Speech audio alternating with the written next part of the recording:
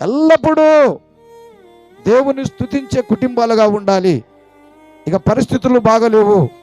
ఈరోజు కూడిక చేరువచ్చిన మనమందరము ఎప్పుడూ ప్రభునందు స్తుతిస్తూ ప్రభులో ఉంటే ఆ ప్రభువు మనకేం చేస్తా అంటే సంతోషాన్ని ఇస్తాడు. పాపాల వైపు, లోకం వైపు, ఇక అనేక రకాలుగా మనుషులు ఆరోగ్యాన్ని చెడగొట్టుకునే స్థలాలకి వెళ్ళి ఆరోగ్యము చెడగొట్టుకొని హాస్పిటల్ పాలై ఈరోజు కొట్టుమిట్టాడుతున్నారు.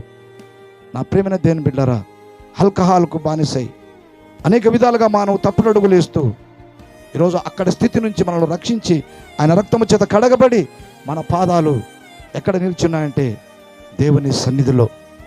దేవుని సన్నిధిలో మనం నిలిచి ఉన్నాం కనుక ఆయన్ను స్తుతిస్తున్నాము. ఎందుకు స్తుతిస్తున్నాము? రక్షించినందుకు.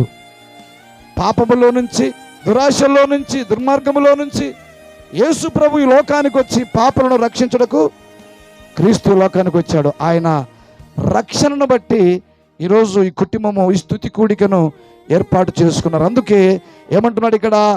రక్షణకర్త అయిన దేవుణ్ణి స్తుతించుట బహుశ్రేష్టము. మనం ఎవరు స్తుతిస్తున్నాము? రక్షణకర్త, రక్షించేవాడు.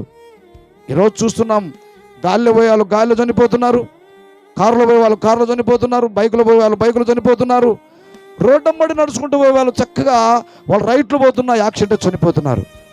ఈరోజు నా ప్రియమైన దేవుని బిడ్డలారా, ఇక్కడ కూర్చున్న నీవు నేను ఆయన రక్షించినందుకే, ఆయన కాపాడినందుకు ఈ స్థలంలో కూడి ఉన్నాం. అందుకే మనమందరము కలిసి దేవుని స్తుతిస్తున్నాం.